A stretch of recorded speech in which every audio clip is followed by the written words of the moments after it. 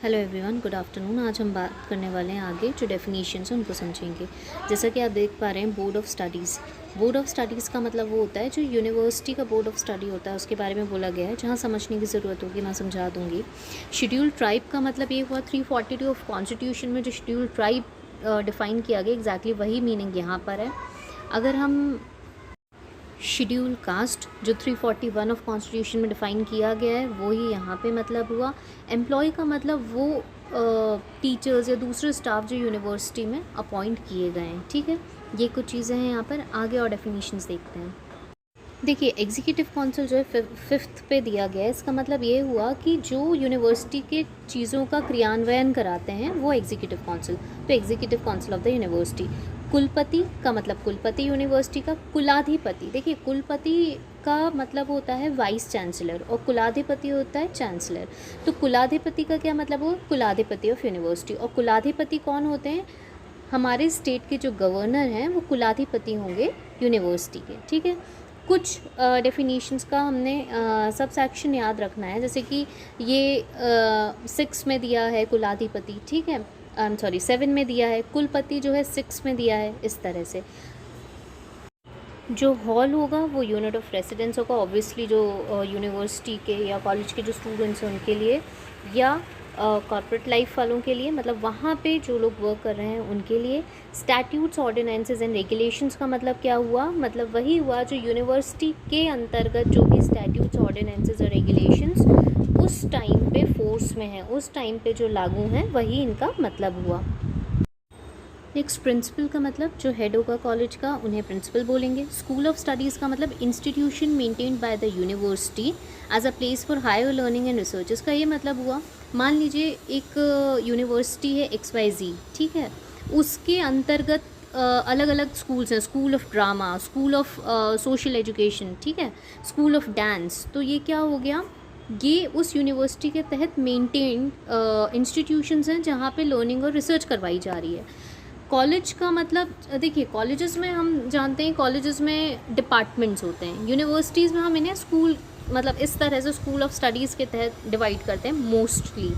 तो कॉलेज का मतलब इंस्टीट्यूशंस मेंटेन्ड और एडमिटेड, जिन वो इंस्टीट्यूशंस जिन्हें मेंटेन और एडमिट किया गया है और उनको प्रिविलेजेस मिल रहे हैं यूनिवर्सिटीज़ से। ठीक है, किसके तहत मिल रहे हैं? जो एक्ट है उसके तहत जो जो प्रिविलेजेस मिलने चाहिए 1973 का, वो सारे मिल रहे हैं। हेड ऑफ कॉलेज डिपार्टमेंट क्या होता है?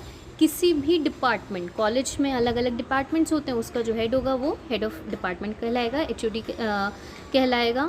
रजिस्टर्ड ग्रेजुएट का क्या मतलब होता है? ग्रेजुएट जो कि इस एक्ट के तहत रजिस्टर्ड है।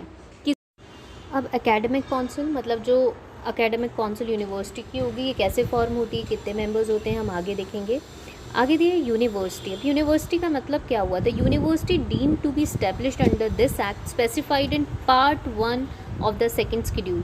इसका क्या मतलब हुआ कि जो university part 1 of second schedule में दी गई है, एक तो वो यूनिवर्सिटी हमने कौन कौन सी पढ़ी थी जिन्हें रिपील किया गया था और उनमें 1973 के प्रोविजंस लागू करके उन्हें नए तरह से स्टैब्लिश किया गया था। 8 यूनिवर्सिटीज़ आती हैं इसमें। तो यूनिवर्सिटी मतलब वो वाली universities mentioned in part 1 of second schedule, और university which may be established after the commencement of this act. और 1973 का एक्ट लागू होने के बाद जो नई यूनिवर्सिटीज़ बनी हैं वो भी यूनिवर्सिटी की डेफिनेशन में आएंगी। इन शॉर्ट, यूनिवर्सिटी की डेफिनेशन में सेकेंड शेड्यूल के पार्ट 1 में जो यूनिवर्सिटीज़ दी गई हैं, मतलब वो 8 यूनिवर्सिटीज़ जो हमने कल पढ़ी थी वो आएंगी। और 1973 का एक्ट बनने के बाद जो नई यूनिवर्सिटीज़ बनी हैं, जो सेकेंड शेड्यूल के पार्ट 2 में दी गई हैं, वो आएंगी। UGC का मतलब, UGC जो 1956 के एक्ट के तहत जो स्टैब्लिश किया गया यूनिवर्सिटी ग्रांट कमीशन, वो मतलब हुआ।